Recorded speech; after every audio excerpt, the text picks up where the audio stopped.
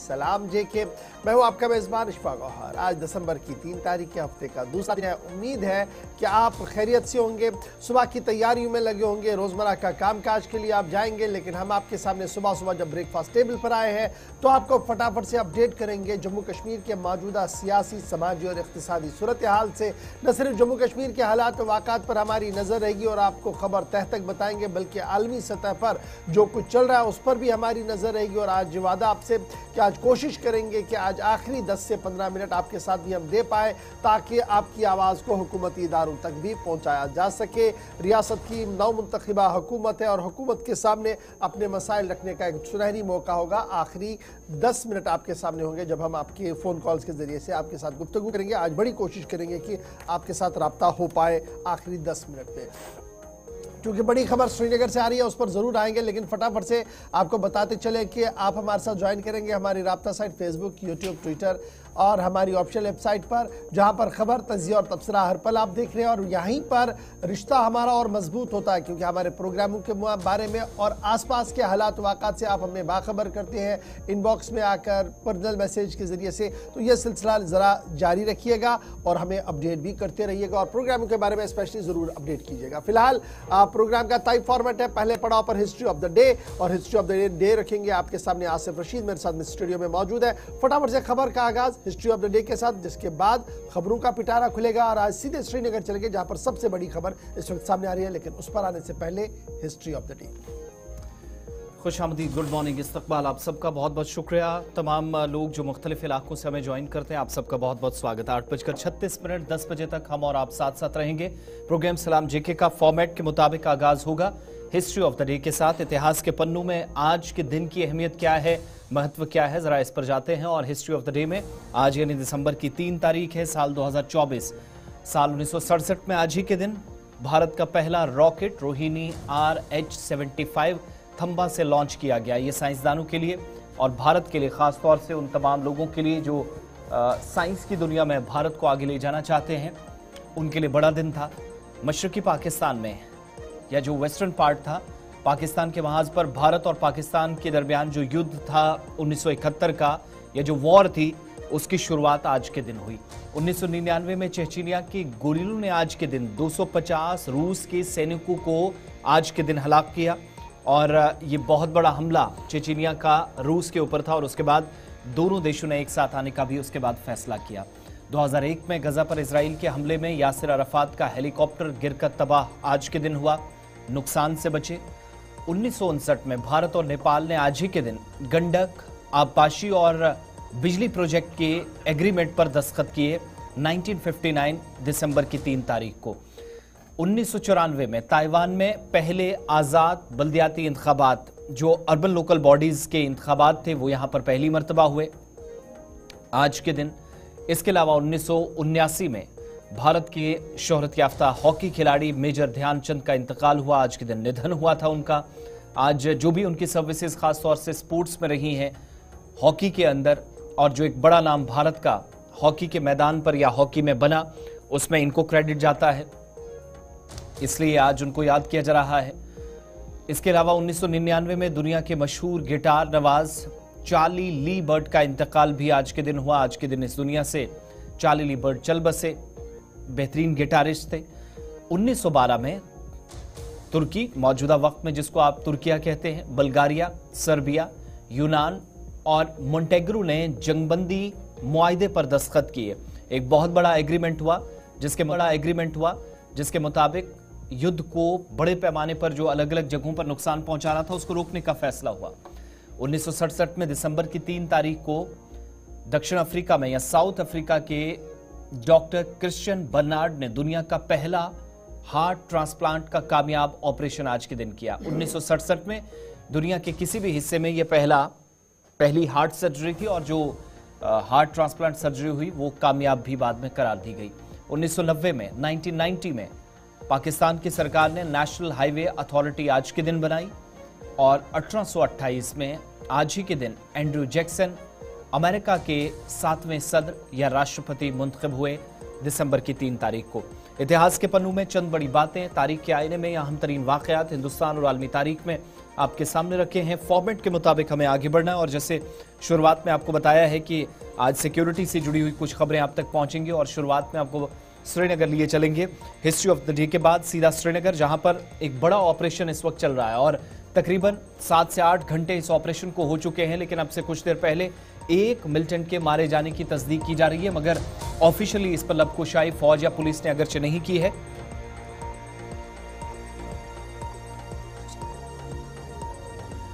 बड़ी खबर हम आपको बता रहे हैं, श्रीनगर का हारवन का इलाका, जहां पर आपको याद होगा कि चंद हफ्ते पहले इसी तरीके का ऑपरेशन हुआ था, लेकिन उस वक्त मिलिटेंट फरार होने में कामयाब हुए थे और ये दूसरा ऑपरेशन उसी बेल्ट के अंदर शुरू किया गया तब जब इंटेलिजेंस और सिक्योरिटी जराया को यह इत्तला मिली कि वहां पर मिलिटेंट छुपे बैठे हैं, जिसके बाद कोऑर्डिनेट सर्च ऑपरेशन रात देर गए शुरू किया गया था। चंद राउंड हवा में फायर रात को जरूर सुने गए, लेकिन उसके बाद सर्दी और नाइट विजन रात की वजह से ऑपरेशन को हॉल्ट किया गया और सुबह सुबह आपके सामने खबर ये आई कि ये कोऑर्डिनेट सर्च ऑपरेशन एनकाउंटर में तब्दील हुआ और उसके फौरन बाद अब डिटेल्स ये आ रही है कि फिलहाल एक अदमशुदा मिलिटेंट के मारे जाने की भी खबर वहां पर आ रही है। ताहम अभी जरा पूरी तरह से इसकी तस्दीक करना बाकी है, लेकिन बड़ी खबर कि हारवन आउटस्कर्ट्स श्रीनगर का है, जहां पर इतलात और खबर के मुताबिक ऑपरेशन शुरू हुआ था और यही ऑपरेशन अब एक बड़े ऑपरेशन में तब्दील तब हुआ जब हारवन ऑपरेशन के बारे में ये इतला आई कि स्पेसिफिक इंटेलिजेंस इनपुट आया, जिसके बाद आर्मी जम्मू कश्मीर पुलिस ने सर्च ऑपरेशन रात देर गए शुरू किया। ऑपरेशन इस वक्त लगातार जारी है और मिलिटेंटों के साथ राब्ता हो गया है। ये दाचीगाम एक तरफ से आप देख लीजिए, ये जो नेशनल पार्क हमारा दाचीगाम का एक तरफ से ये टॉप एंड उसका है और दूसरी साइड से जब आप देखेंगे तो ये त्राल वाला बेल्ट मिलता है, यानी 2 डिस्ट्रिक्टों का बिल्कुल एक का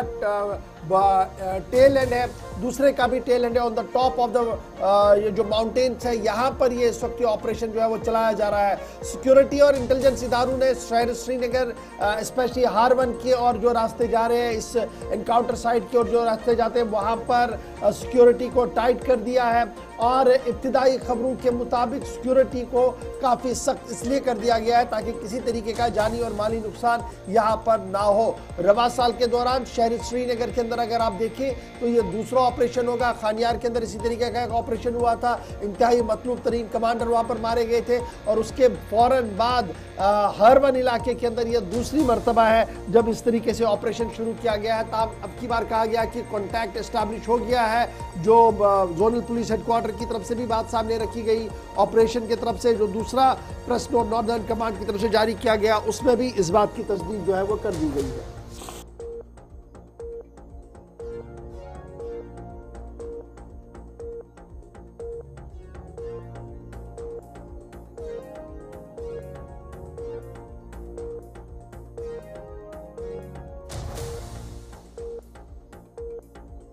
आपको सीधा लिए चलते हैं, हमारे साथ इमरान नाइकू इस वक्त ज्वाइन किए हुए हैं। इमरान, क्या मजीद तफसीलात हैं ऑपरेशन के हवाले से?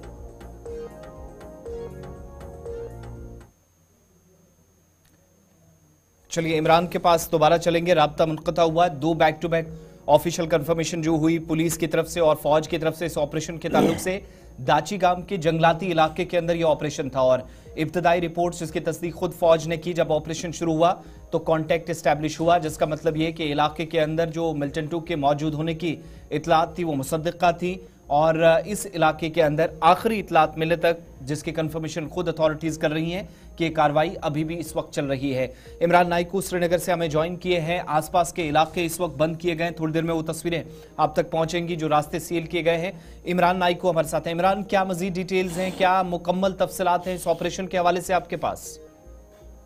जी बिल्कुल, कल शाम को ही पुलिस और दीगर सिक्योरिटी एजेंसियों को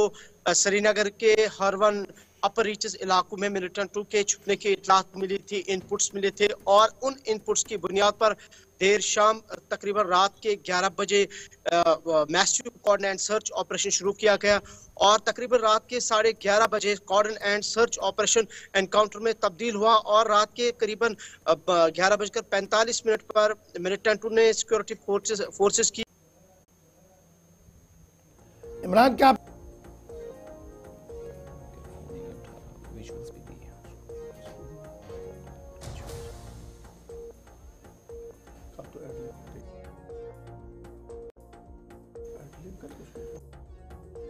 बैक कंफर्मेशंस हुई और एक मिलिटेंट के मारे जाने की अब खबर सामने आ रही है। और थोड़ी देर पहले हमने आपको ये भी बताया था कि जम्मू कश्मीर पुलिस और फौज की जानिब से ऑफिशियली कंफर्म किया गया, चिनार कॉर्प्स यानी भारत की फौज की जानिब से और साथ साथ पुलिस की जानिब से जो ऑफिशियल कंफर्मेशन की गई इस इलाके के अंदर। पिछले दिनों इसी इलाके के अंदर एक ऑपरेशन चला, सर्च ऑपरेशन के बाद जब ऑपरेशन को वाइंड अप किया गया तो उस वक्त कहा गया अथॉरिटीज की जानिब से कि इस इलाके के अंदर यानी ये जो कार्रवाई इस इलाके के अंदर आज हुई है, शायद वो ऑपरेशन जो अधूरा रहा था उसको पूरा करने की एक तरह से तस्दीक की जा रही है। उस ऑपरेशन के दौरान बाद में जाकर कंफर्मेशन की गई कि मुकम्मल तौर पर इस इलाके के अंदर जब सर्च ऑपरेशन शुरू किया गया तो कामयाबी सिक्योरिटी फोर्सेस को, अगरचे मुश्तरका ऑपरेशन था लेकिन नहीं मिली थी, कंफर्मेशन नहीं हो सकी थी और बाद में ऑपरेशन खत्म करते वक्त कहा गया कि इलाके से मिलिटेंट फरार होने में कामयाब रहे। लेकिन इस वक्त जब ये दोबारा ऑपरेशन शुरू हुआ, ऑफिशियली कंफर्म किया गया कि इलाके के अंदर कॉन्टैक्ट एस्टैब्लिश हुआ, यानी जो 2 हफ्ते पहले इस इलाके के अंदर तलाशी कार्रवाइयां चल रही थी, आप कह सकते हैं कि दाचीगाम के आसपास के इलाकों में मुख्तसर झड़प जो हुई है, इस वक्त अगरचे फायरिंग की इंफॉर्मेशन नहीं है जो इमरान भी बता रहे थे, लेकिन इनिशियल कांटेक्ट में एक मिलिटेंट के मारे जाने की कंफर्मेशन हो रही है। इमरान अपनी बात कंटिन्यू कीजिएगा, क्या लेटेस्ट अपडेट इस वक्त ऑपरेशन के हवाले से, क्या ये सर्च ऑपरेशन तक ही महदूद है या फिर इनिशियल जो कांटेक्ट एस्टैब्लिश हुआ उसमें मिलिटेंट मारे गए और इस वक्त सिर्फ तलाशी कार्रवाइयों तक चीजें महदूद हैं? बिल्कुल, अभी इलाके में जो खौफ और हिरास अफरा तफरी का माहौल फैल चुका है, खासकर सुबह से ही जब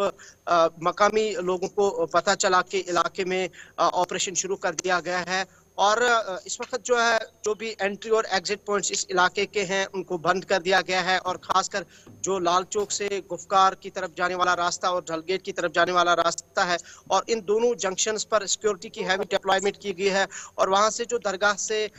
शरीफ से जो हरमन निशात की तरफ जाने वाले जो रास्ते हैं, फोरशो रोड जो है, वहां पे भी सिक्योरिटी डिप्लॉयमेंट बढ़ा दी गई है और तमाम लोगों की बारीक बीनी के साथ चेकिंग हो रही है, उनके आई कार्ड्स चेक किए जा रहे हैं। और जिस स्पॉट पे ये ऑपरेशन है, जो दाचीगाम इलाका है, फॉरेस्ट इलाका है, जिस तरह आपने भी कहा कि 10 नवंबर को इसी जगह पे एक मुख्तसर फायरिंग का तबादला हुआ था, एनकाउंटर हुआ था, लेकिन उसमें मिलिटेंट जो है वो फरार होने में कामयाब हुए थे। लेकिन 10 नवंबर के बाद ही मुसलसल सिक्योरिटी एजेंसियों ने इस पूरे इलाके का फॉलोअप किया और इस पे लगातार जो है सर्च जारी थी और यही सर्च आज तकरीबन 3 हफ्तों के बाद एनकाउंटर में तब्दील हुई। जैसे मैंने कहा कि रात के 11 बजे दोनों तरफेन के बीच में कांटेक्ट एस्टैब्लिश हुआ और रात के 11:30 बजे फायरिंग हुई और फिर चूंकि पूरा अंधेरा था, चूंकि आज यहाँ सर्दियों का मौसम भी है और इस तनाजुर में फिर पूरी रात जो है जो सर्चेस थी वो जारी थी, लेकिन सुबह कांटेक्ट दोबारा से एस्टैब्लिश हुआ, यानी कि फायरिंग हुई और फिलहाल अभी जो पूरा इलाका है वो सिक्योरिटी फोर्सेस के घेराव में है और एक मिलिटेंट के मारे जाने की इतलात है। इमरान, ये बड़ा इंपॉर्टेंट है, जब हम श्रीनगर शहर की बात करते हैं तो खानियार इलाका था जहां पर हमने देखा कि रवा साल के दौरान ही एनकाउंटर हुआ, पाकिस्तान के इंतहाई मतलूब तरीन कमांडर मारे गए। उसके बाद प्रेस कॉन्फ्रेंस श्रीनगर के अंदर की गई पुलिस की तरफ से और तमाम डिटेल जो है वो सामने रखी गई। इस दौरान हमने देखा कि श्रीनगर के अंदर एक ग्रेनेड दागा गया संडे मार्केट के दौरान, लेकिन पुलिस ने बर वक्त कार्रवाई की और उन मुस्तबे अफराद की गिरफ्तारी का दावा किया और उनको मीडिया के सामने भी रखा और ये कहा कि किस तरीके से हाइब्रिड मिलिटेंसी को चलाने की कोशिश की जा रही है। ये जो आज वाला एपिसोड है, क्या हम ये माने कि मिलिटेंट जो मोमेंट में रहते हैं स्पेशली साउथ टू श्रीनगर, अब श्रीनगर सिटी के आसपास भी वो अपने जोन्स बनाना चाहते हैं या स्लीपर सेल्स को रखे हुए हैं, जिसकी वजह से ये ऊपर नीचे हो रहा है? अदरवाइज काफी दिनों के बाद इस तरीके की हलचल श्रीनगर के अंदर है, जहां एनकाउंटर भी हो रहा है, हरवन के अंदर तलाशियां भी चल रही है, इससे पहले स्लीपर सेल्स को भी पकड़ा गया जिन्होंने ग्रेनेड फेंका था। तो ये माना जाए कि कोशिश रिवाइवल ऑफ मिलिटेंसी की हो रही है, लेकिन सिक्योरिटी एजेंसीज ने माकूल और मुनासिब अपना नेटवर्क बना के रखा है, जिसकी वजह से ये कामयाबी भी मिल रही है। जी, यकीनी तौर पर जो सिक्योरिटी का जो ग्रिड है उसको मजबूत किया गया और खासकर जो नई स्ट्रेटजीज है वो अपनाई जा रही है। जिस तरह से हम भी देख रहे हैं कि श्रीनगर शहर में ये जो पिछले 2 महीने के दौरान ये चौथा मिलिटेंसी का इंसिडेंट है, जिस तरह से हम देख रहे हैं कि एक बड़ा ऑपरेशन डाउनटाउन में, उसके बाद हरवन में भी, उसके बाद ग्रेनेड का हमला, और आज दोबारा उसी इलाके में 3 हफ्तों के बाद ऑपरेशन शुरू हुआ। और ये दूसरी बात ये भी है कि अभी चूंकि सर्दियों का मौसम है और काफ़ी ठंड है, और जो फॉरेस्ट्स है या जो बॉर्डर इलाके हैं वहाँ से मिलिटेंट इन दिनों कोशिश करते हैं कि वो उन जगहों में रहे जो थोड़े से, जहाँ पे हैबिटेशन हो, जहाँ पे लोकल पॉपुलेशन हो। लेकिन फिलहाल जो सिक्योरिटी एजेंसियां हैं वो भी मुसलसल अपनी जो स्ट्रैटेजी है वो अपनाए हुए हैं। एक तरफ हम देख रहे हैं कि मिलिटेंट अपनी स्ट्रैटेजी को तब्दील कर रहे हैं, लेकिन दूसरी तरफ सिक्योरिटी एजेंसी, चाहे वो जम्मू कश्मीर पुलिस हो, आर्मी हो, सीआरपीएफ हो, एसओजी हो, या जो दीगर सिक्योरिटी एजेंसियां हैं, वो मुसलसल इस ताक में रहती हैं कि किस तरीके से वो इन एंटी मिलिटेंसी के ऑपरेशंस को मौसर तरीके से अपनाएंगे। और उसी के नतीजे में आज हम देख रहे हैं कि जब से 10 नवंबर से मुसलसल इस पूरे जो दाचीगाम या हरवन जो ये फॉरेस्ट एरिया है, ये जो पूरा अपर बेल्ट ऊपर से है, जो एक राइट साइड से हम देख रहे हैं कि त्राल डिस्ट्रिक्ट पुलवामा से कनेक्ट होता है, और लेफ्ट साइड से अगर हम देखें तो सेंट्रल कश्मीर के गांदरबल के साथ ये कनेक्ट करता है। तो इस पूरे रेंज को सिक्योरिटी फोर्सेस ने फॉलो अप में लिया था और इस पे मुसलसल सर्चेस जारी थी। और शायद ये भी हो सकता है कि जो 10 नवंबर को मिलिटेंट उस मुख्तसर झड़प के दौरान फरार होने में कामयाब हुए थे, वो अभी तक इसी इलाके में हो, और उसी का पीछा करते हुए आज सिक्योरिटी फोर्सेस ने कल शाम से चलिए, बहुत शुक्रिया इमरान नाइक को नजर बनाए रखे, दोबारा आपके पास लौटेंगे। फिलहाल शहर श्रीनगर का हारवन का इलाका और दाचीगाम के बालाई पहाड़ियों के ऊपर जो एक तरफ से त्राल के साथ मिलता है इलाका, वहां पर बड़े पैमाने पर कोऑर्डिनेट सर्च ऑपरेशन रात देर गए शुरू किया गया, और पुलिस ने इस बात की तस्दीक की कि कल रात देर गए ही कुछ राउंड फायर भी हुए, गोली भी चली है, जिसके नतीजे में सुबह सुबह इस बात की तस्दीक हुई कि कॉन्टैक्ट एस्टैब्लिश हो गया, यानी बाज़ाब्ता तौर पर झड़प शुरू हुई है। और गैर मुसद्दिका इतलात के मुताबिक अभी तक एक मिलिटेंट के मारे जाने की इतलात भी आ रही है। ताहम ऑपरेशन जारी है, सिक्योरिटी के दस्ते तैनात कर दिए गए हैं हारवन के तमाम उन इलाकों के अंदर जो इस रास्ते की ओर जाते हैं जहां पर एनकाउंटर इस वक्त जारी है। तस्वीरें आप थोड़ी देर पहले की शहर श्रीनगर के हारवन के उस इलाके की जहां पर ऑपरेशन चलाया जा रहा है, और दोनों ट्वीट्स जो आर्मी की तरफ से जारी किया गया और जोनल पुलिस हेडक्वार्टर की तरफ से जारी किया गया इस बात की तस्दीक कर रहा है कि हारवन के अंदर इस वक्त बड़ा ऑपरेशन शुरू हो गया है। चलिए जनाब बढ़ते हैं जी आगे, जरा बात एक और अहम मामले की करते हैं और बात बिजली की करते हैं, पावर सप्लाई की करते हैं। और बिजली का बहरान वादी कश्मीर के अंदर गहराता हुआ जा रहा है, जहां इंतजामिया का बयान थोड़ी देर में हम आपके सामने रखेंगे, लेकिन अच्छी खबर यह है कि इजाफी बिजली दिल्ली से मिल सकती है और इस जिम्मन में तमाम तैयारियां जो है वो की जा रही है। जम्मू कश्मीर को तकरीबन 350 मेगावाट इजाफी बिजली मिल सकती है सरमा के दौरान, यानी विंटर जो पहले ही दस्तक दे चुके हैं वादी कश्मीर के अंदर। इस दौरान जम्मू कश्मीर हुकूमत की तरफ से कोशिश की जा रही है कि तकरीबन 350 मेगावाट इजाफी बिजली जो है वो मिल सके, ताकि अय्याम सर्दी के दौरान डिस्ट्रीब्यूशन ऑफ पावर जो है वो सही तरीके से चल सके। 1550 मेगावाट सप्लाई है जो शॉर्टफॉल इस वक्त है हमें, और कुल मिलाकर 1850 मेगावाट की डिमांड सूबा कश्मीर के अंदर है, लेकिन हमारे पास जो सप्लाई है वो 1550 मेगावाट है। तो कुल मिलाकर बहरानी कैफियत किस तरीके से है वो आपके सामने है। लेकिन ऑनगोइंग पावर कट्स जो है वो लगातार चल रहे हैं, मीटर इलाकों के अंदर भी, नॉन मीटर इलाकों के अंदर भी, और अवाम का मानना है कि गैर एलानिया बिजली कटौती एक नया सरदर्द जो है वो बन रहा है। इस बीच महकमे बिजली की तरफ से ये कहा गया कि सार्फिन बिजली का मुनासिब इस्तेमाल करें, तभी जाकर एक निज़ाम बन सकता है अय्याम सर्दी के दौरान। ताहम जिस तरीके से लगातार हुकिंग की खबरें सामने आ रही है, यानी चोरी से बिजली लेना, एक तो बिजली का मीटर लगा है, ऊपर से आप हुक डालकर बिजली ले रहे हैं, ये एक और मामला दोबारा से उठकर सामने आ रहा है। और पुलिस ने पिछले कई दिनों से FIR भी दर्ज की है और कई तकरीबन सैकड़ों केस ऐसे आए हैं जहां पर मीटर लगा हुआ था, लेकिन उसके बावजूद भी किसी न किसी तरीके से जुगाड़ से बिजली लेने की कोशिश की गई थी, जो तश्तश बाम भी हुआ है। और यहाँ पर KPDCL की तरफ से साफ कर दिया गया कि अब उन लोगों को नहीं बख्शा जाएगा जो भी हुकिंग में पकड़े जाएंगे। एक तो जुर्माना होगा ही होगा, दूसरा पुलिस FIR भी दर्ज की जाएगी। लेकिन इस बीच राहत भरी खबर ये कि तकरीबन जो इजाफी बिजली है 350 मेगावाट जिसका डेफिसिट अभी पाया जा रहा है वो शायद दिल्ली से बहुत जल्द मिल सकता है। मजीद तफसीलात के लिए सीधे अपने डिप्टी ब्यूरो सलीम वानी के पास चलेंगे जो श्रीनगर से हमारे साथ है। सलीम, खबर यह है कि उमर अब्दुल्ला गुज़श्ता दिनों दिल्ली में थे, जब उमरा से पहले वो गए थे, मीटिंग्स हुई थी, पावर मिनिस्ट्री की कॉन्फ्रेंस में भी वो थे, जो इंडस वाटर ट्रीटी है उस पर भी उन्होंने अपना मौक़िफ़ सामने रख दिया था। लेकिन उसके बाद ये इत्तलात थी कि शायद इजाफी बिजली मिलेगी। अब खबर ये है कि रास्ता खुल गया है और राहत वादी कश्मीर के लोगों को मिल सकती है। जी बिल्कुल गौहर, जो कश्मीर में आपने देखा हर साल में विंटर में जो पावर की जो मारामारी रहती है, इसी के सिलसिले में जो जम्मू और कश्मीर के वजीर आला उमर अब्दुल्ला ने रिसेंटली जो दिल्ली का दौरा किया था, उधर उन्होंने ये एडिशनल डिमांड जो 350 मेगावाट की थी तो शायद कुछ दिनों में उसको हरी झंडी मिलने वाली है। और KPDCL के जो मैनेजिंग डायरेक्टर है मसरत साहब वो भी काफी पहल कर रहे हैं क्योंकि जो कश्मीर में इस टाइम शेड्यूल कटिंग है। लेकिन इसके साथ साथ ये भी कहा जाता है कि जो कश्मीर जो पावर हाउसेज है, जैसे आप में कंगन का सबसे बड़ा पावर हाउस है, यहाँ पे भी पानी की किल्लत है। अगर पानी पूरा होता तो शायद यहाँ पे 60 से 70 मेगावाट बिजली पैदा होती, लेकिन इस टाइम जो कंगन पावर हाउस की जो बैकअप है वो 10 मेगावाट है। यहाँ पे भी काफी सारे मुश्किलें यहाँ पे इनको बीतनी पड़ती है क्योंकि आपने देखा कि शिपारा ब्रिज जो BRO ने हाल ही में उसमें दरारें पड़े थे, उसकी वजह से भी पानी को कम करना पड़ता है। काफी सारे मुश्किलात है। लेकिन जो सेंटर ने अब ये हरी झंडी 350 मेगावाट जो कश्मीर में पावर की जो नीड है 1850 मेगावाट जो कश्मीर में जरूरत है, लेकिन अभी तक यहाँ पे कश्मीर में 1500 ही है। लेकिन जो एडिशनल बिजली मांगी गई है सेंटर से 350 मेगावाट जो कुछ दिनों में मिलने वाली है। हमारी भी बात जो MD है KPDCL के, उन्होंने कल हमारे साथ भी कल या परसों हम भी उससे तफसीली मुलाकात करेंगे, गुलिस्तान न्यूज को अपडेट करेंगे उस सारे लोगों को कि किस तरह जो मारामारी है लोगों को भी इसके साथ कंप्रोमाइज करना चाहिए KPDCL के। कि हर टाइम यही एडवाइजरी निकलती है कि आपको जो पावर चलाना है उसको आप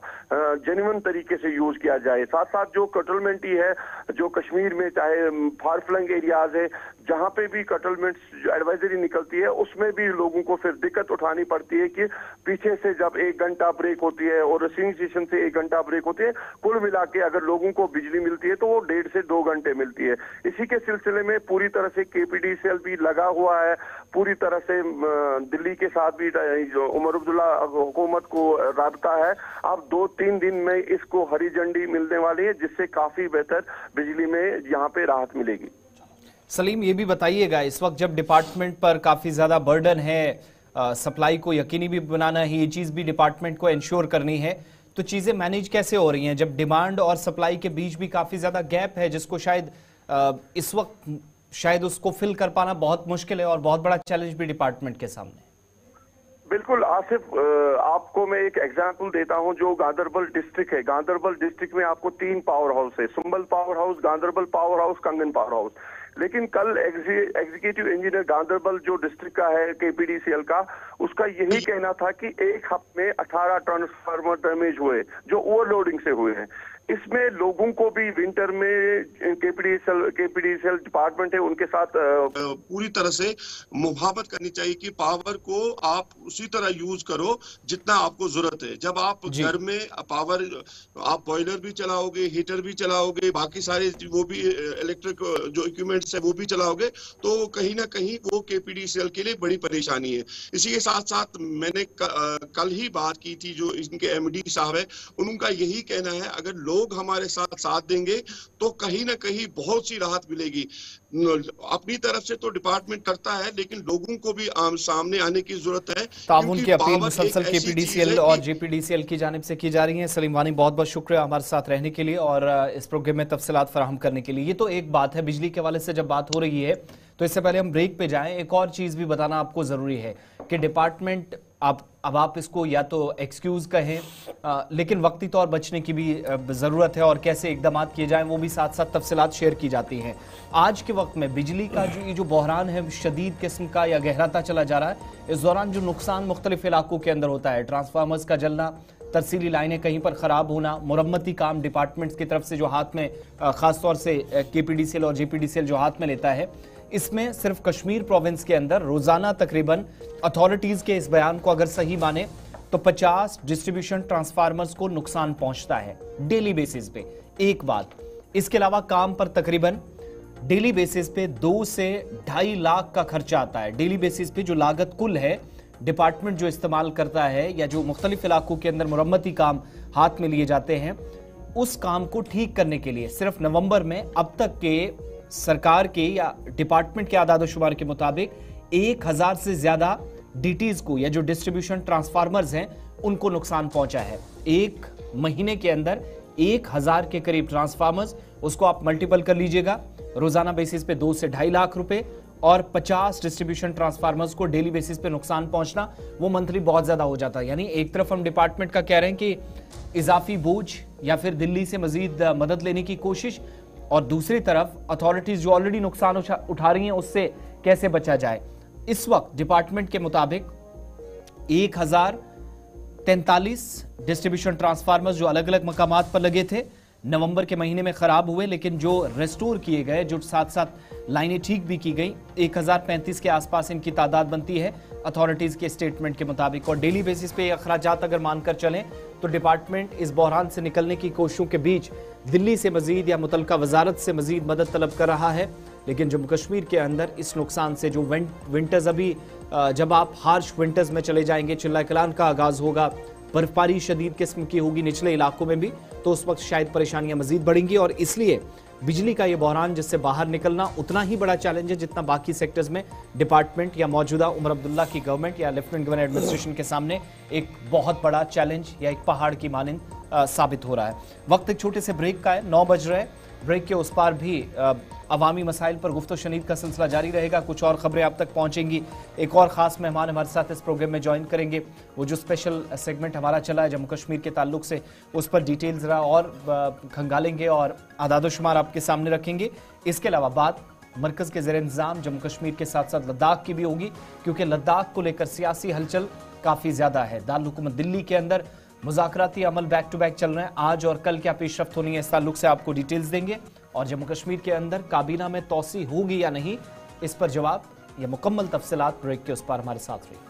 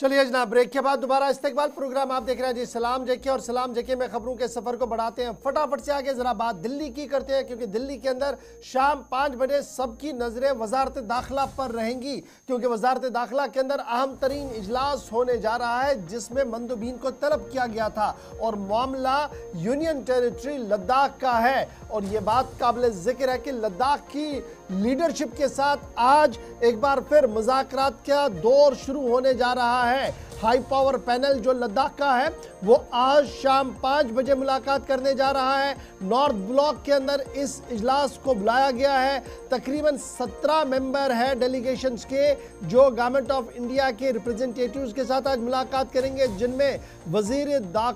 ममलिकत बराए दाखिला नित्यानंद रॉय और होम सेक्रेटरी और दीगर अफसरान मौजूद रहेंगे। अब तक कुल मिलाकर 9 राउंड्स मुकम्मल हो गए हैं।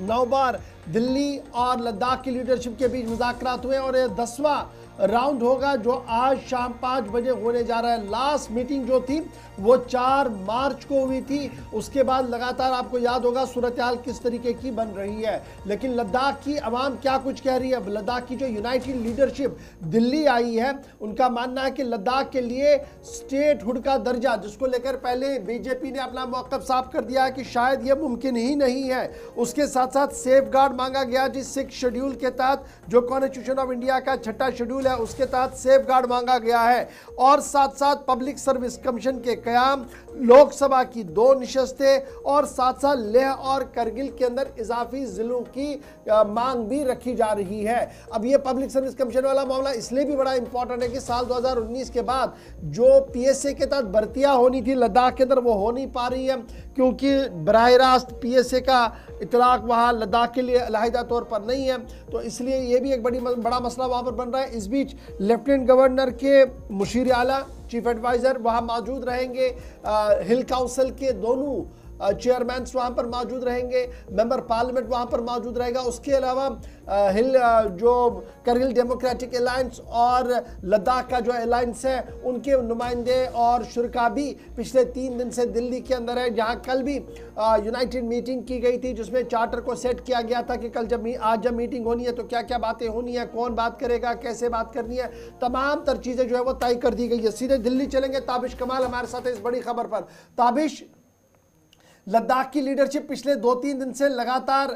दिल्ली के अंदर हम देख रहे हैं और लगातार उनकी मीटिंग्स मुख्तलिफ लीडर्स के साथ भी हो रही है, आपस में भी वो तालमेल कर रहे हैं। जो चार्टर था पहले ही बनाया गया था जब वो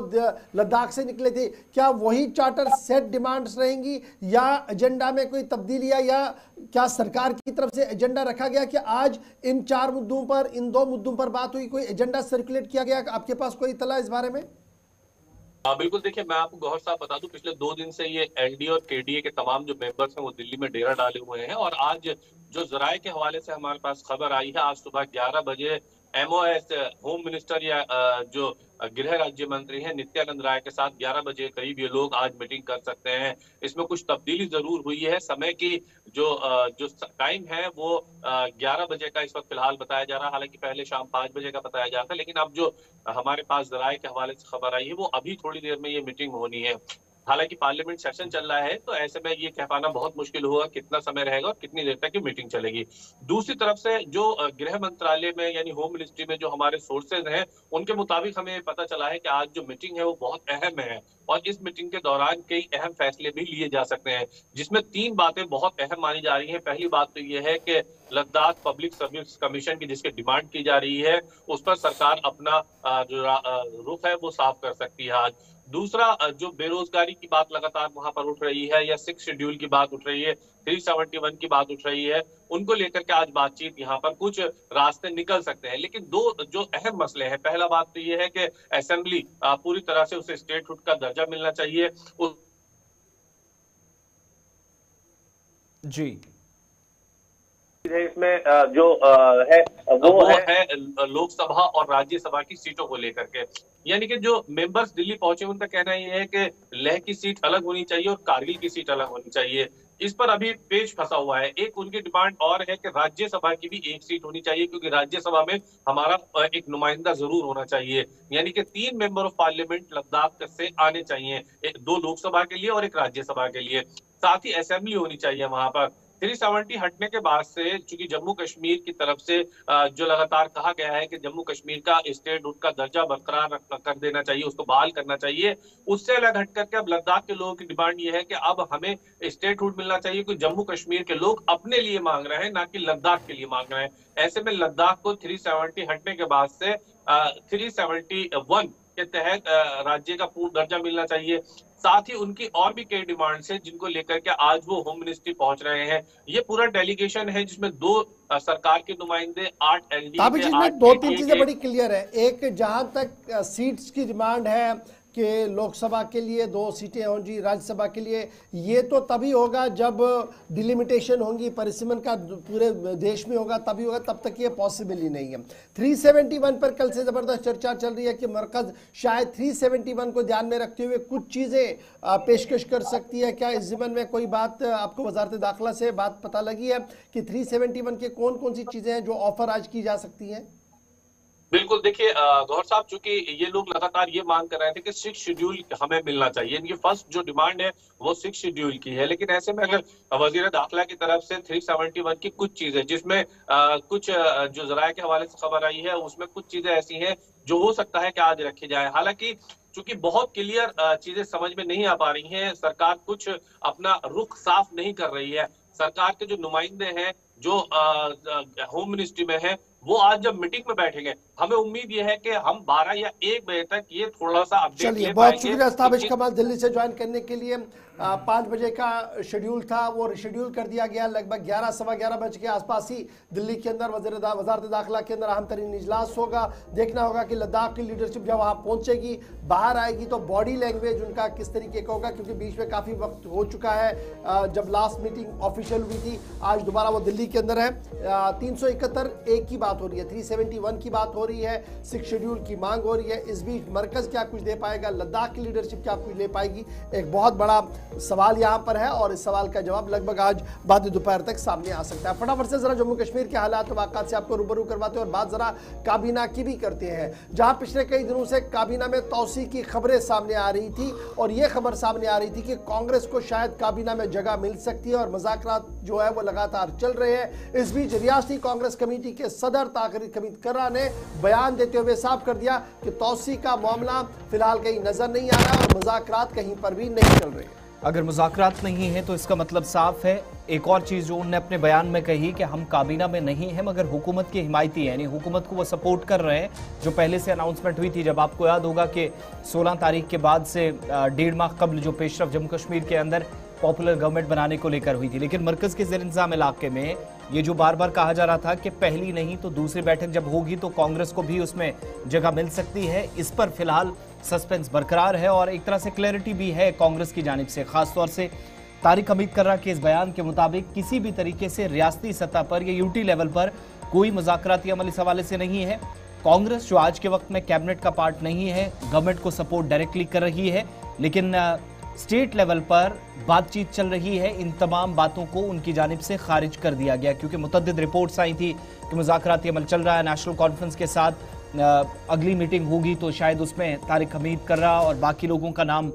जिसमें गुलाम अहमद मीर का नाम भी रखा गया था, लेकिन वक्त गुजरने के साथ साथ कांग्रेस ने चीज़ें क्लियर कर दी। कहा कि कोई इस तरह की बातचीत यूटी लेवल पर नहीं चल रही है और ना ही दिल्ली के अंदर कोई मुज़ाकराती अमल यानी जो कांग्रेस की आला कमान है उस हवाले से भी नहीं हुआ है। इस बीच ये भी कहा गया है कि जो डेलिब्रेशंस चल रही हैं कि आइंदा दिनों में एक और अहम तरीन इजलास होगा। पिछला इजलास जिसमें रोजगार के हवाले से, नौकरियों के या भर्तियों के हवाले से बातचीत हुई थी, अगला इजलास जल्द मुतवक्के है और अहम तरीन फैसले भी उसमें मुतवक्के हैं। नए साल की गिफ्ट के तौर पर हो सकता है कि उमर अब्दुल्ला की गवर्नमेंट अगला इजलास जो 2 हफ्ते के बाद जम्मू कश्मीर के अंदर होने जा रहा है, उसमें जम्मू कश्मीर में आइंदा बरस यानी 2025 के इब्तिदा से ही जो कुछ बड़े फैसले जिस पर काफ़ी ज़्यादा और करीबी नज़र जम्मू कश्मीर की आवाम ने या मुबस्सरीन ने या तमाम लोगों ने जो जम्मू कश्मीर के हालात व वाक़यात को बहुत करीब से देखते हैं, गहराई समझते हैं, वो लोग मानते हैं कि हुकूमत इस ताल्लुक से कोई बड़ा फैसला आइंदा दिनों में ले सकते हैं। लेकिन राशन के हवाले से, बिजली है, बाकी सारी चीज़ें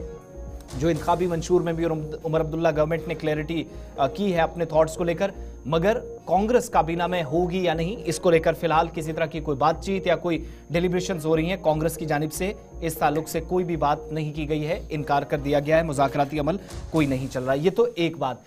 जरा हज 2025 के हवाले से भी कर लेते हैं। तैयारियां जम्मू कश्मीर या पूरे मुल्क के अंदर इस वक्त चल रही हैं और इन तैयारियों के बीच जम्मू कश्मीर के लिए राहत की खबर तो ये जरूर है कि इजाफी कोटे की जो बात हो रही थी उसमें थोड़ी सी राहत है। लेकिन हम पहले ही इस प्रोग्राम के जरिए आपको बता चुके हैं कि जम्मू कश्मीर में इस बार आज़मीन की तादाद बहुत कम है। इसके पीछे बहुत सारी वजूहात हैं, एक एक करके वो डिस्कस हमने की हैं। लेकिन जहां तक बात 2025 की हज तैयारियों की है,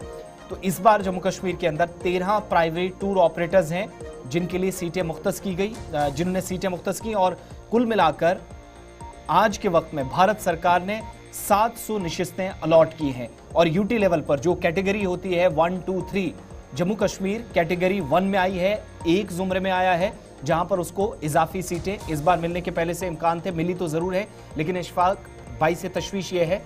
कि आज़मीन की तादाद बहुत कम, जो इसी प्रोग्राम में हम डिस्कस कर सकते हैं। सरकारी तौर पर हज पर जाने वाले लोगों ने विड्रॉ किया, बहुत सारे लोग नहीं गए, लेकिन इस बीच कल वजारत माइनॉरिटी अफेयर्स की तरफ से ये साफ कर दिया गया कि जम्मू कश्मीर को तकरीबन 700 सीटें अलॉट कर दी गई है प्राइवेट टूर ऑपरेटर्स को, जो हज पर ले सकते हैं। और 13 ऐसे ऑपरेटर्स हैं जिन्हें अप्रूव किया गया है कि वो अब की बार जिन्हें सीट से अलॉट की गई है ताकि वो हज पर लोगों को भेज सके। यूनियन टेरिटरी जम्मू कश्मीर को अब की बार सबसे ज़्यादा अलॉटमेंट जो है वो मिली हुई है। 8 कंपनियां इस बार जो है वो 2 कैटेगरी नंबर 2 में है, 1 कंपनी ही फॉल हो गई है कैटेगरी नंबर 1 में, और 4 कंपनियां ऐसी है जो नए एप्लीकेंट्स थे जिन्हें कोटा जो है वो फराम किया गया। तो अब की बार 700 इजाफी निशस्तें जो है वो प्राइवेट टूर ऑपरेटर्स को दी गई है और माना जा रहा है कि पिछले 10 साल के दौरान सबसे बड़ा ये कोटा जो है वो टूर ऑपरेटर्स को दिया गया है हज 2025 के हवाले से। एक तरफ से जब सरकारी तौर पर आप हज की बात करें, जो आसिफ थोड़ी देर पहले बता रहे थे कि हज की दरख्वास्तें बहुत ज़्यादा मौसूल हुई, फिर जब रेट सामने आए तो लोगों ने आहिस्ता आहिस्ता करके विड्रॉ कर लिया। जब सेकेंड इंस्टॉलमेंट का मौका आया तो तब बहुत सारे लोग चले गए और रूटीन के हिसाब से जो सेट टर्न होता था उससे भी कम लोग इस बार हज पर सरकारी तौर जम्मू कश्मीर से जा रहे हैं, जो सबसे बड़ी गवाही ये दे रहा है कि माशती मामला यानी फाइनेंशियल स्टेबिलिटी जो जम्मू कश्मीर की है वो वैसी नहीं है जिस तरीके से माजी में हम देखा करते थे, इसलिए वो कम हुआ है। लेकिन अब की बार ministry for minority affairs government of India की तरफ से 700 निशस्तें जो है सीटें जो है वो दे दी गई है टूर ऑपरेटर्स को जम्मू कश्मीर के, और बाज़ाब्ता तौर पर कैटेगरी नंबर 1, कैटेगरी नंबर 2 और कैटेगरी नंबर 3 के तहत ये सीटें जो है वो अलॉट कर दी गई है। डिटेल्स आप हमारी वेबसाइट पर देख सकते हैं वो कौन से टूर ऑपरेटर्स हैं, 13 ऑपरेटर्स हैं जिन्हें अप्रूव किया गया है। तमाम डिटेल्स हमारी ऑफिशियल वेबसाइट पर इस वक्त चस्पा हो गई है। फटाफट से बढ़ते हैं जी आगे, जरा बात एक और अहम बड़े मौजू की करते हैं और बात करते हैं वक्फ बोर्ड की। जम्मू कश्मीर वक्फ बोर्ड को थोड़ी सी राहत मिली है क्योंकि बहुत सारे मामला अदालत के अंदर ज़ेर समाअत थे और अदालत ने कल तमाम मामला की समाअत करते हुए साफ कर दिया कि वक्फ बोर्ड के मामला की समाअत जम्मू कश्मीर लद्दाख हाई कोर्ट के अंदर नहीं हो सकता है। तरमीम जो हो चुकी है रियासत की, उसके बाद जो जम्मू कश्मीर वक्फ तरमीमी एक्ट नाफिज कर दिया गया है, उसके हिसाब से वक्फ बोर्ड की तमाम प्रॉपर्टियों का केस जो है वो अदालत के अंदर नहीं आ सकता है। वक्फ डिस्प्यूट्स जो है वो जनाब होंगे जो वक्फ काउंसिल की तरफ से ट्रिब्यूनल बनाया जाएगा, अथॉरिटी बनाई जाएगी, वही वहां पर देखेंगे क्योंकि जम्मू कश्मीर रीऑर्गेनाइजेशन एक्ट 2019 के मुहर्रम वजूद में आने के बाद वक्फ बोर्ड के से मुंसलिक जो मामलात हैं वो जम्मू कश्मीर के अंदर जो है वो नाफिज जम्मू कश्मीर के जो है वो कोर्ट के अंदर नहीं आ सकते हैं। ये बड़ी खबर आई है। Justice M.A. चौधरी साहब ने कल उन तमाम दरख्वास्तों को खारिज कर दिया जिसमें कहा गया था कि वक्फ बोर्ड के वो टेनेंट है, किराएदार है, वक्फ बोर्ड ने उन्हें खाली कराने के लिए दरख्वास्तें नोटिस जारी की है जो चाहते हैं कि उनकी प्रॉपर्टियां उन्हें वापस दी जाए, और ये मामला अदालत के अंदर था। बहरहाल वक्फ बोर्ड को कल उस वक्त राहत मिली जब हाई कोर्ट ने कहा कि इस मामले की समाअत वक्फ ट्रिब्यूनल करेगा, और वक्फ ट्रिब्यूनल अभी तक नहीं बना है, इसलिए थोड़ा सा इंतजार करना होगा। इस बीच वक्फ बोर्ड ने कल अदालत के सामने ये बात भी सामने रखी कि जरूर नोटिस जारी कर दी गई है, लेकिन उन नोटिसों का जवाब न तो फिजिकली आया और ना ही उनकी प्रेजेंस के जरिए से आया था, और ना ही उन्होंने क्लेम किया कि वो इन प्रॉपर्टियों को दोबारा लेना चाहते हैं जो सरीहन कानून की खिलाफ वर्जी है। तो अब देखना होगा कि वक्फ ट्रिब्यूनल बनेगा, उसमें कौन लोग होंगे, और तब तक ये केस जो है फिलहाल इसी तरीके से रहेगा। रेंट रिविजन कमेटी जो कंस्टिट्यूट की गई थी वक्फ की तरफ से, उन्होंने ये सिलसिला सामने रखा था, मामला अदालत तक चला गया था, लेकिन वक्फ को कल अदालत से राहत मिली है। इस तरीके की इतलात और खबर जो है वो सामने आ रही है। चलिए जनाब, एक छोटा सा ब्रेक होगा जी। यहाँ पर ब्रेक के उस पार आएंगे तो फटाफट से आपको बताएंगे कि 9 मुंतखबा मेंबरान असेंबली को कानून सिखाया जाएगा, और वैसी हालात ना हो जो श्रीनगर के अंदर हमने देखी। ऐवान 4 दिन का था और हंगामा चारों के 4 दिन रहे क्योंकि नए एमएलए थे। इस ज़िमन में क्या कुछ किया जा रहा है उस पर बात करेंगे। आगे बढ़ेंगे तो आपको बताएंगे कुछ और खबरें हैं श्रीनगर के अंदर सयाहत के हवाले से कि उबर सर्विसेज श्रीनगर के अंदर शुरू नहीं हुई है, लेकिन अब पानी के अंदर उबर सर्विसेज चलेंगी, और एड्स की सूरत हाल क्या कुछ है वादी कश्मीर के अंदर, उससे भी आपको रूबरू करेंगे। छोटा सा ब्रेक होगा, ब्रेक के उस पार बैक टू बैक खबरें भी होंगे, और कोशिश करेंगे मेहमान के पास भी 9:35 पर चले। आज का मेहमान सबसे हटकर है क्योंकि वो मेहमान है जिसको इस मसले की बारीक बीनियां पता है। छोटे से ब्रेक के बाद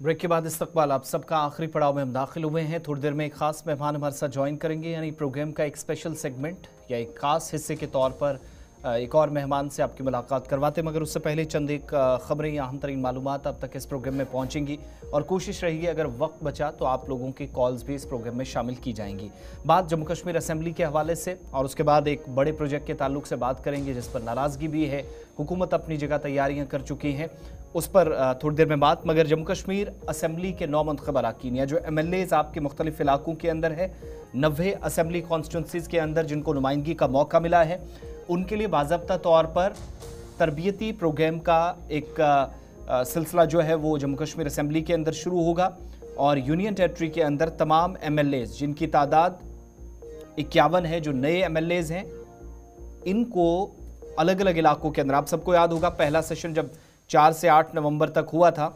उस दरमियान काफ़ी ज़्यादा सवालात पूछे गए थे स्पीकर की तरफ से और उस वक्त एक फ़ैसला हुआ था कि एक वर्कशॉप का एहतमाम किया जाएगा, तमाम जो 9 मुंतखब अरकान हैं और वक्त गुजरने के साथ साथ चीज़ें बेहतर करने की कोशिश की जाएगी। अब ये जो तमाम MLAs हैं 51 के करीब, जो पहली मरतबा जम्मू कश्मीर असेंबली के अंदर नुमाइंदगी का जिनको मौका मिला है, जो रूल्स हैं, रेगुलेशंस हैं, कवायद व ज़वाबित हाउस के होते हैं, उससे इनको आगाह किया जाएगा। इस वक्त आप देखेंगे तो नेशनल कॉन्फ्रेंस के पास 40 से ज़्यादा अरकान हैं, आज़ाद और बाकी तमाम जिनने हिमायत का ऐलान हुकूमत के लिए किया था, लेटर ऑफ सपोर्ट दिया था, उनको मिलाकर आप देखेंगे तो 50 के करीब ये तादाद बन जाती है। भारतीय जनता पार्टी के 28 MLAs इस वक्त, इसके अलावा PDP के 3 और बाकी सारे लोग मिलाकर ये 90 के आसपास बन जाते हैं और बाकी जो नॉमिनेटेड 5 लोग भी आएंगे तो ये 56 के आसपास हो जाएगी अगर वो भी नए फेसेस हुए इस बार। लेकिन बड़ी बात यह है कि पहला सेशन 5 दिनों का 4 से 8 नवंबर तक श्रीनगर के अंदर हुआ था। अगला सेशन जो मिड जन में होगा, जिसमें आप देखेंगे बजट सेशन से कुछ दिन पहले एक बड़ी तैयारी की गई है कि तमाम जो असेंबली के मेंबर्स हैं, असेंबली अरकान हैं, अलग अलग इलाकों की नुमाइंदगी करने वाले लोग हैं, 51 ऐसे लोग हैं जो पहली मरतबा या फर्स्ट टाइम MLAs बनकर आए, इनको रूल्स, रेगुलेशंस, कवायद व ज़वाबित या जो तरीक़ाकार होता है उससे ब्रीफ करने के हवाले से एक ट्रेनिंग सेशन का आगाज़ होगा। और जब आप देखेंगे सेकंड सेशन होगा जम्मू कश्मीर असेंबली का, उससे कुछ दिन पहले होगा। पहला 5 दिन का जो इजलास हुआ था, ज़बरदस्त हंगामा और आप कह सकते हैं कि 2 से 2.5 दिन तक ही कार्रवाई हो सकी थी। वज़ीर आला की जानिब से खिताब भी एंड में किया गया था, सारी चीज़ें हुई थी उसमें। मगर ये जो अगला सेशन होगा ये थोड़ा बड़ा होगा, 2 हफ्ते तक जा सकता है और बजट के ताल्लुक से भी डिस्कशन होगी। हुकूमत का पहला बजट होगा एक तवील मुद्दत के बाद और यूनियन टेरिटरी का अपना पहला बजट। उससे पहले किसी भी तरीके से हंगामा तो होना तय है, इस बार भी लग रहा है वैसा। जो रेजोल्यूशन के मामले पर श्रीनगर के अंदर असेंबली लेजिस्लेचर असेंबली के अंदर हुआ था, इस बार वैसे दोबारा से होने के आसार नज़र आ रहे हैं। लेकिन तमाम MLAs मुख्तलिफ इलाकों के अंदर जो नुमाइंदगी करने का जिनको मौका दिया गया है, जिम्मेदारियाँ आवाम ने सौंपी हैं, उन लोगों को भी कवायद व ज़वाबित पता हो। स्पीकर का, बाकी तमाम जिम्मेदारान का ये मानना है कि उनके लिए तरबीती प्रोग्राम ज़रूरी है और सेशन से कुछ दिन पहले ये ख़ास प्रोग्राम जम्मू के अंदर जब ये सेशन शुरू होगा तो उससे पहले चलने वाला है। अब आगे बढ़ेंगे बात उस अहम तरीन मंसूबे की जो एक तवील मुद्दत से जिसका इंतज़ार था और मुख्तलिफ इलाकों की आबादी को जोड़ने का भी एक मंसूबा है। लेकिन मंसूबे से पहले कुछ सवालात भी मंसूबाबंदी पर उठना शुरू हुए हैं। वो रेलवे प्रोजेक्ट जो मुख्तलिफ इलाकों की आवाम को साउथ कश्मीर के अंदर जोड़ेगा, ख़ास तौर से जो proposed Anantnag Bijbehara Pahalgam railway project है, रेलवे लाइन बननी है। और कुल मिलाकर इसके लिए जब सर्वे हुआ तो पता चला कि 2340 कनाल ज़मीन इसके लिए इस्तेमाल होगी, जो अराजी मुख्तलिफ इलाकों के अंदर हासिल की जाएगी। और इस रेलवे लाइन को बिछाने के लिए मुतद्दिद मकामात पर जो लोग मुतासिर होंगे उनमें सबसे ज़्यादा काश्तकार हैं। आज के वक्त में 2 से 3 ऐसी बस्तियां हैं जो मुशाहिदा करने पर पता चला कि जो मुतासिर होंगी, और कुछ एक बस्तियां ऐसी हैं जो जुज़वी तौर मुतासिर होंगी, कुछ मुकम्मल तौर पर। लेकिन सबसे बड़ी बात यह है कि उन खदशात को दूर करने के लिए हुकूमती सतह पर क्या इक़दाम होंगे जो मुख्तलिफ इलाकों के अंदर किसानों की जानिब से इस प्रोजेक्ट के सर्वे के साथ साथ जाहिर किए गए या जिनकी तरफ से इजहार किया जा रहा है। इस प्रोजेक्ट जिसकी डेडलाइन हम सबके सामने है, यूनियन टेरिटरी के अंदर ये एक बड़ा मंसूबा होगा सर्दर्न बेल्ट को जोड़ने का। कल ही आपको प्रोग्राम में बताया था कि एक बड़ा हाईवे जिसको राजौरी से शोपियां और साउथ कश्मीर के बड़े एरियाज़ को जोड़ने की कोशिश है, लेकिन साथ साथ उसी एरिया के अंदर प्रॉपर तरीके से हाईवे के साथ साथ रेलवे ट्रैक्स भी बिछाए जाएं, इसके लिए एक बड़ा मंसूबा है। सर्वे मुकम्मल हुआ है, लेकिन पिछले साल आपको याद होगा कि मरकजी वजीर अश्वनी वैष्णव ने लोकसभा में एक जवाब दिया था और कहा था कि बानिहाल बारामुल्ला जो रेलवे लाइन है 135 किलोमीटर का एक नया ट्रैक बिछाया जाएगा। बारामूला उड़ी तकरीबन 50 किलोमीटर, सोपोर कुपवाड़ा तकरीबन 33.7 किलोमीटर, अवंतीपुरा शोपियां 27.6 किलोमीटर और अनंतनाग बिजबिहाड़ा पहलगाम 77.5 किलोमीटर। लेकिन ये जो 77.5 किलोमीटर है, हंगामा इस पर है 686 एकड़ सेब उगाने वाली अहम तरीन जो अराजी है या जमीन आप कह सकते हैं, वो इस प्रोजेक्ट के लिए हासिल की जाने वाली है। लेकिन यही इस बड़े मंसूबे के बनने से पहले ही सर्वे जब कंप्लीट हुआ तो सवालात उठना शुरू हुए। फिदा हुसैन हमारे साथ हैं। फिदा, कुछ लोगों की तरफ से खदशात का इजहार किया गया, खासतौर से वो जो किसान तबका है, काश्तकार हैं, जिनको पहले से कई तरह के जो तहफ़्फ़ुज़ात थे इजहार किया जा रहा था, लेकिन वक्त गुजरने के साथ साथ जब इस प्रोजेक्ट पर अमली तौर काम होना शुरू हुआ तो आज से मजीद नाराजगी का इजहार किया जाने लगा है। परेशानियां क्या सर्वे से पहले थी, बाद में जो परेशानियां आई या आ सकती हैं, दूर करने के लिए कोशिशें की गई, और क्या ये सर्वे 77.6 किलोमीटर के आसपास मुकम्मल हो चुका है, जिसके बाद कुछ एक इलाकों में काश्तकार परेशान नजर आ रहे हैं, तीनों एरियाज में जो कुछ तहफ़्फ़ुज़ात उनकी तरफ से जाहिर किए गए?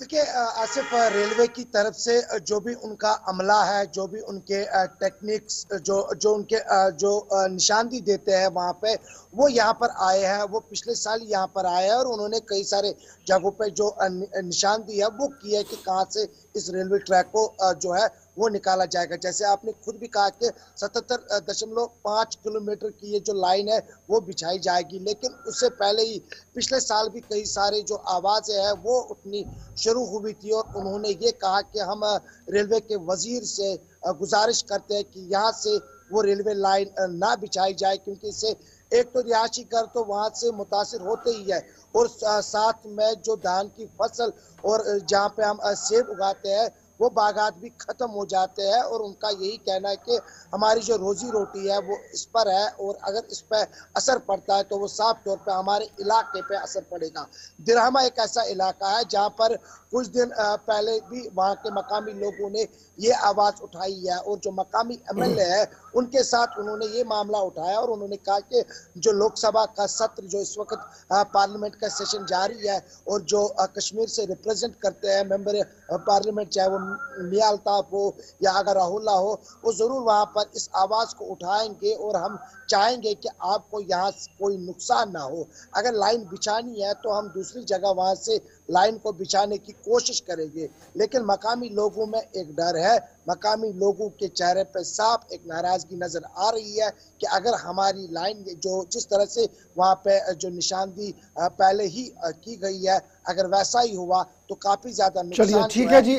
बहुत शुक्रिया इरफान, बहुत शुक्रिया जी। फिदा हुसैन हमारे साथ ज्वाइन करने के लिए। अपडेट कर रहे थे फिदा हुसैन कि प्रपोज्ड रेल लिंक है, रेल लाइन है, पहलगाम तक जाना है, सेब के बागात जा रहे हैं, ज़मीन जा रही है, उसको लेकर अवाम का एहतजाज और अपनी बात अपनी जगह। अब याद रखिएगा, एक तरफ से रेल लाइन आ रही है, दूसरी तरफ से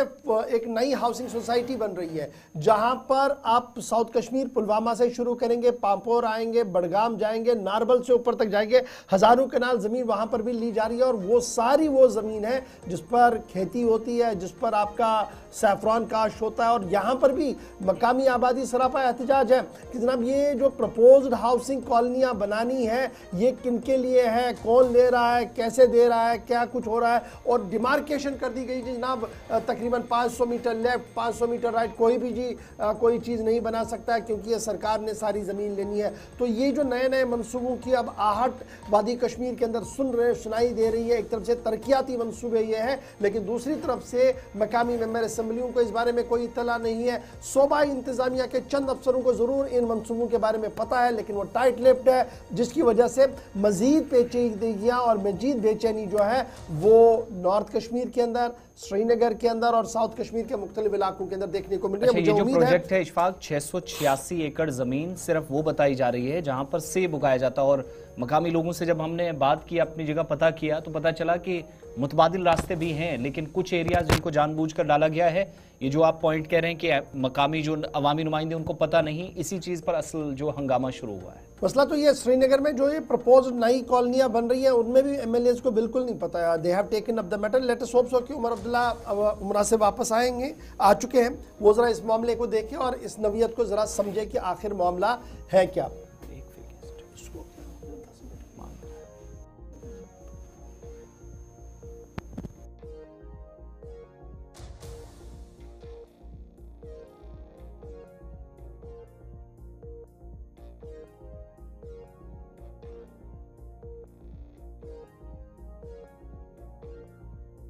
होगा जी, यहाँ पर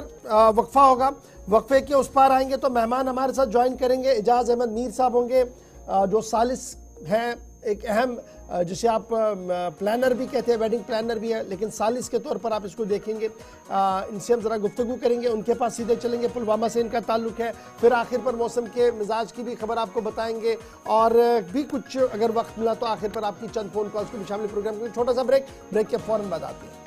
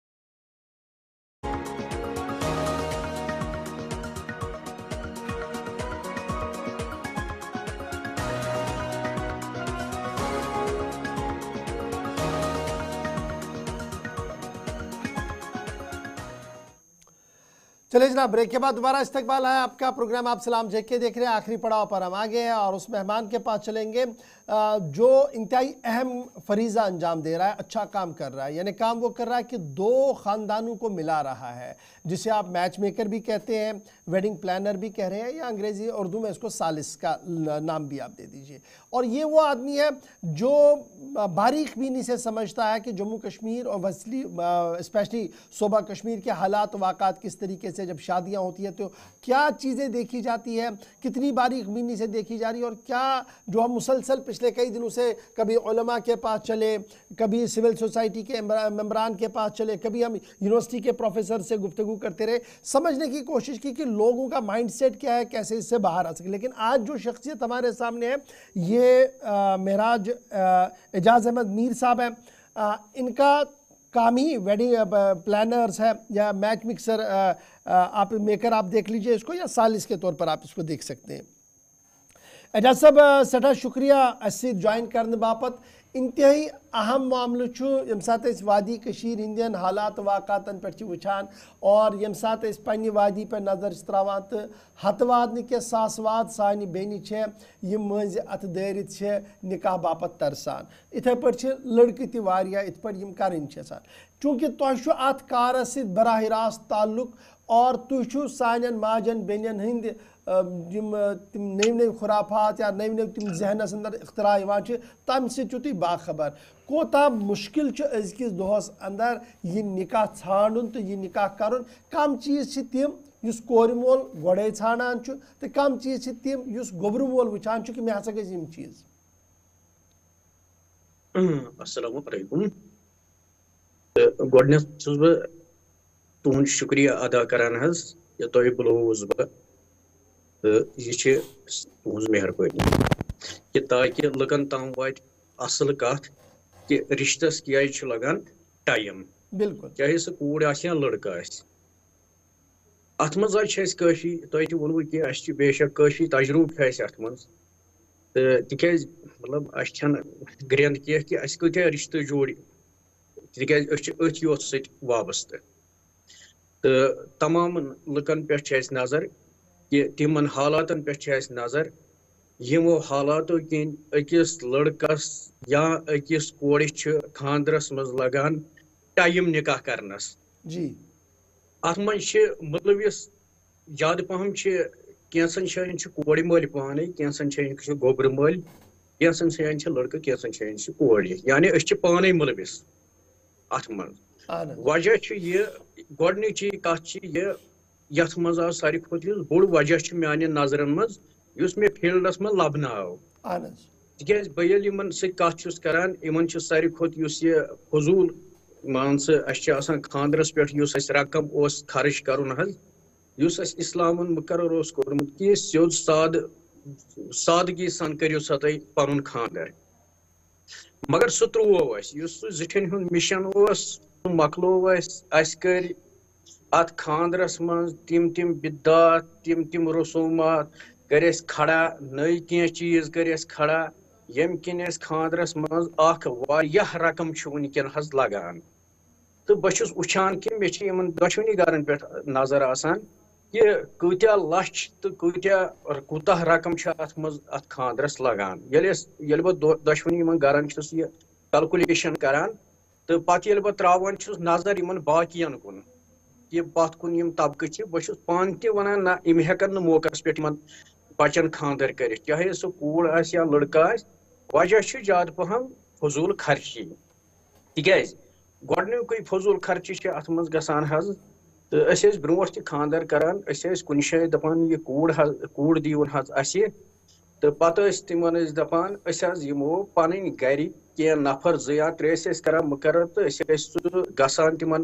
तो तिमो तम तरीकुक दावत या इज्जत करान यह तिमन पन कह गुजार हिसाब आ, मगर आज सह तरीक अपनावान कह अत कोर गोडनेथ वनकन बाज़ाब्त कोड़ मलिस करान लिस्ट हवाल अजुक गोबर मोल दपान नसा यार दोस्त ईद रिश्तेदार ईद हमसाय ईद यह बोड़ लिस्ट गसान तैयार इथे पे कोड़ मोल गोबर मोलिस लिस्ट करान तैयार कि यह अत कूतः रकम यह अकिस पसिस पे कूतः खर्च गसान अत अंदाज लगान गर वोल कह अगर अमिस यूत बोड़ लिस्ट दिमो कि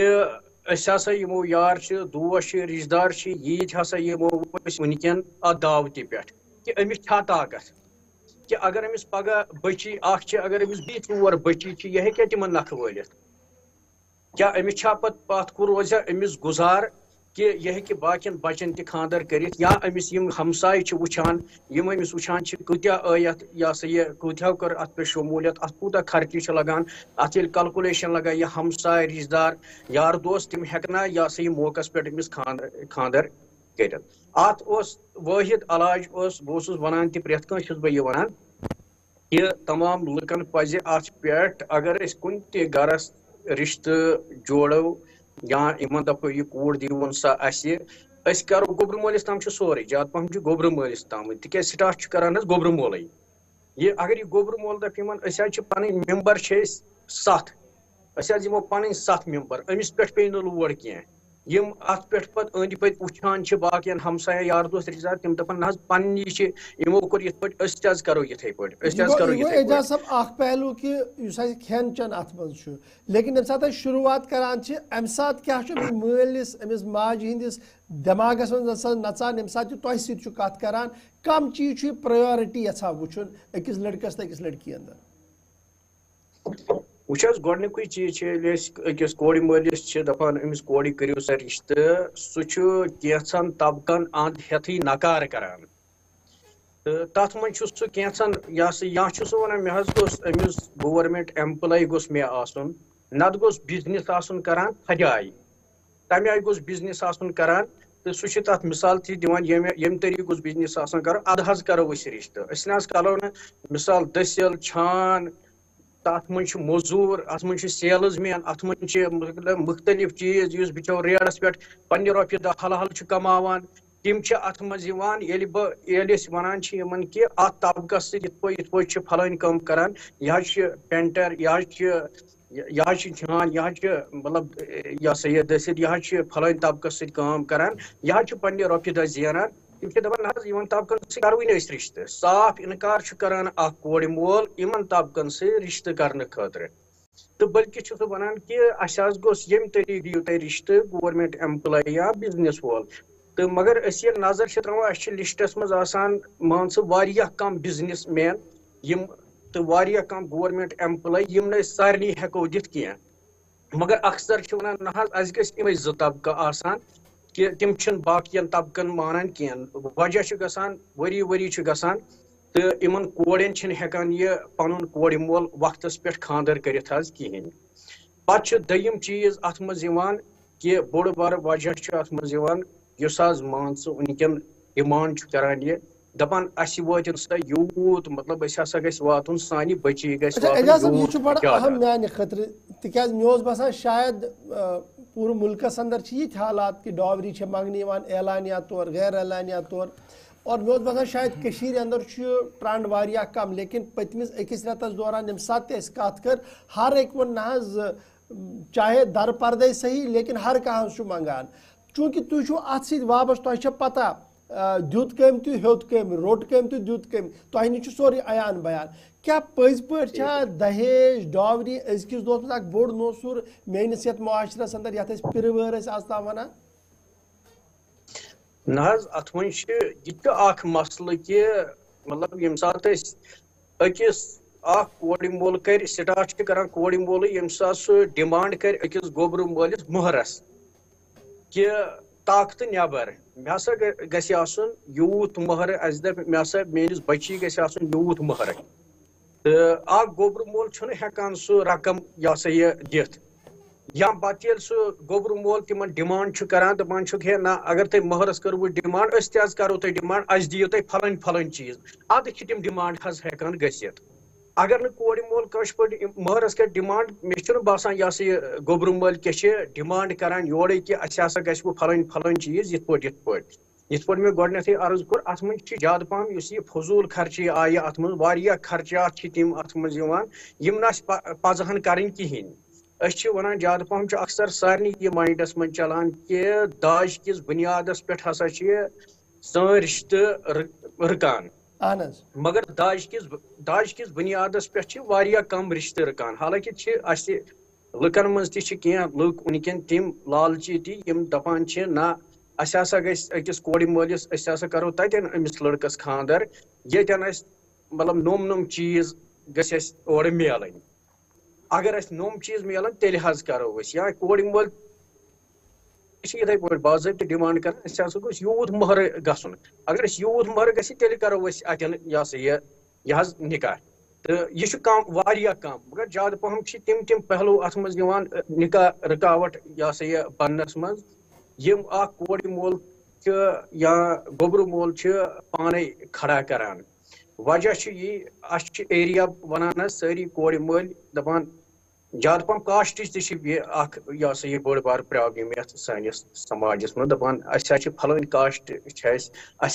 अमे कास्ट रिश्त गोस ओर त बन गोस यो रिश्त वरी वरी गसान अमे लेवल हुंद रिश्त बनान कह मिसाल यम टाइपुक रिश्त छाड़ान पन्निस कास्टस मज अमे रिश्त रिसर्च जान ये कि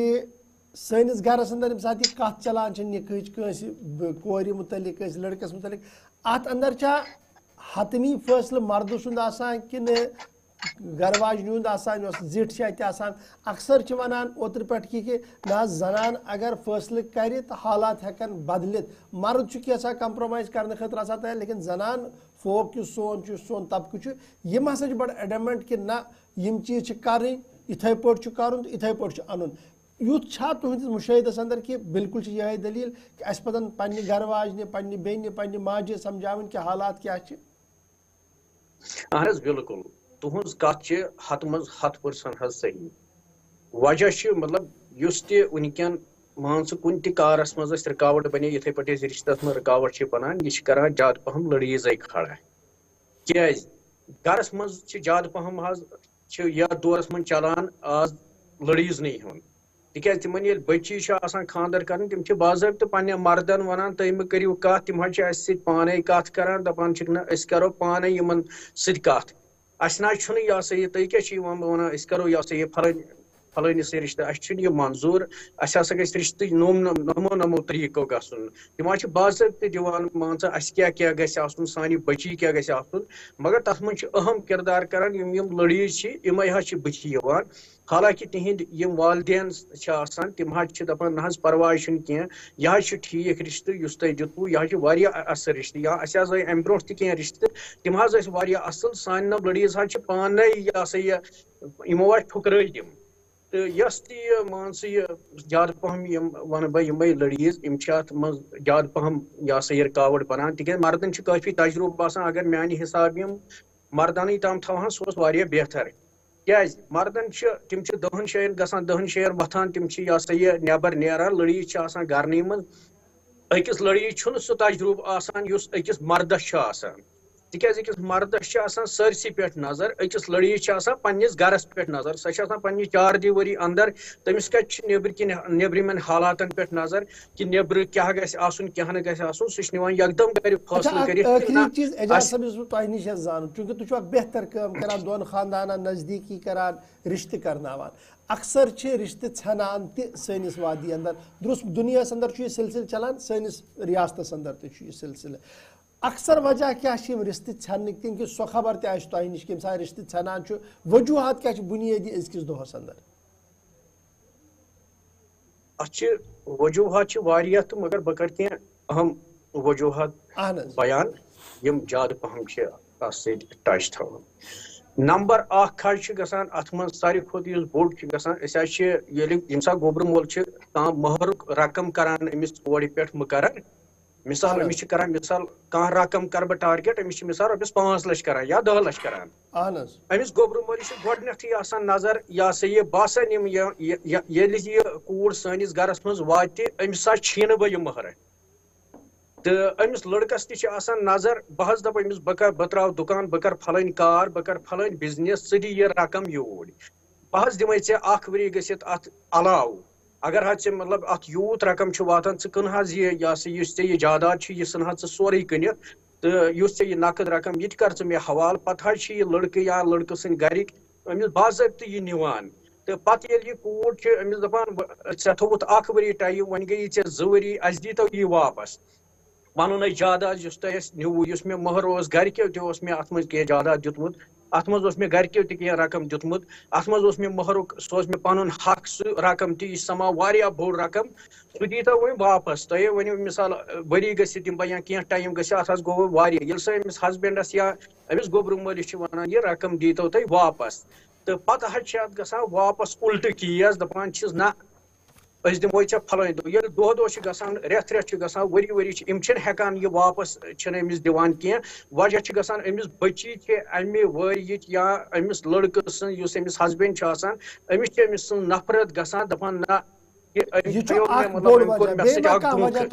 नजर अंदर वस तलाक बस बनान ब्या वजह ज्यादा पहम मतलब वनकन अगर खानदर करान मतलब अकिस बची गोडनथ ाड़ान तमिस तिम या तिम जाय ाड़ान ये सान कूड़ एडजस्ट गसित कहें पे सो वुचान यह माहौल क्या मतलब कड़ काम कर तमिस आदत सैल यह तथ गरस में लगान या जमीन या बागात या गाव या बाकी चीज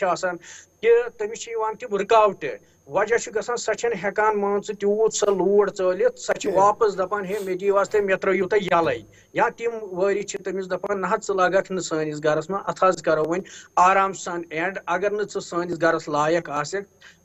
क्या करो गरक्यों सानिस रिश्तस मज चलो शुक्रिया एजाज साहब ज्वाइन करने बापत थो पन कत ब्रो सो किताब वर्क खोलू तुम जान सठा जरूरी। बहुत शुक्रिया जी हमारे साथ ज्वाइन करने के लिए। फटाफट से जरा मौसम का अपडेट आपको बताते हैं कि रात किस तरीके से गुजरी है और मरकजी महकमे मौसमियात की पेशन गोई के मुताबिक दर्जा हरारत में मजीद गिरावट होगी, यानी रात का दर्जा हरारत मनफी चला जाएगा और एंटायर सोबा कश्मीर, सोबा जम्मू के साथ साथ लद्दाख के अंदर भी सूरत हाल इसी तरीके की बनेगी। इस बीच इतलात और खबर यह है कि मगरिबी हवाओं का असर अभी दूर दूर तक भी नजर नहीं आ रहा है, लेकिन रात किस तरीके से गुजर चुकी है। रात का दर्जा हरारत 1.8 डिग्री मनफी से थोड़ा ऊपर चला गया है जी। काजीगुंड में भी बेहतरी है 0.5 डिग्री, कुपवारा 1.8 डिग्री रात का दर्जा हरारत, पहलगाम में मनफी दर्जा हरारत मनफी 1.8 और गुलमर्ग में भी मनफी 2.4 डिग्री रिकॉर्ड किया गया है। सोनमर्ग भी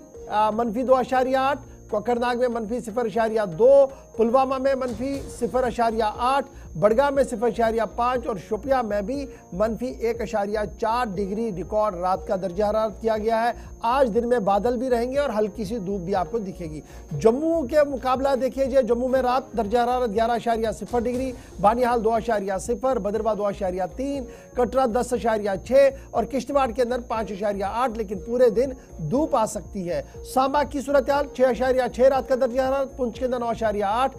और फिर जब आप लद्दाख सूबे की बात करते हैं तो करगिल के अंदर मनफी 5.8 रात का दर्जा हरारत रहा है, लेह के अंदर मनफी 8.1 और न्यूमा के अंदर मनफी 14.6 डिग्री रिकॉर्ड किया गया है। तो सूरत हाल कुल मिलाकर इस तरीके की बनी हुई है कि आज जम्मू सूबे के अंदर आपको बानिहाल को और भद्रवा को छोड़कर जम्मू, कटरा और किश्तवाड़ स्टेशन के अंदर धूप नजर आएगी और श्रीनगर के अंदर भी बादल भी होंगे, हल्की सी धूप भी होगी और सिचुएशन इस तरीके की रात गुजर चुकी है और आज दिन में थोड़ी सी बेहतरी, धूप हल्की सी आपके सामने रही। फिलहाल आज